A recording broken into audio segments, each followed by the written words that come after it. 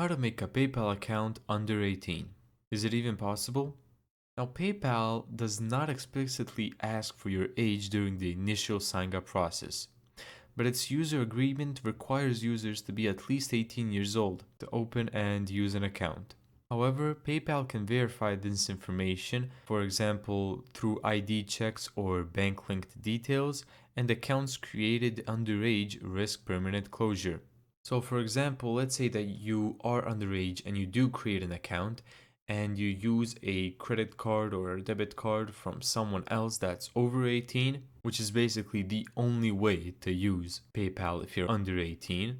You will have problems later on once you are over 18 and once you try adding your own card legally now into that PayPal account. PayPal will permanently shut down your account.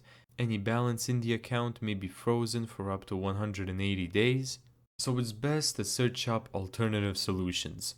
Some of them are GoHenry, Bluebird, that allow controlled spending without a bank account.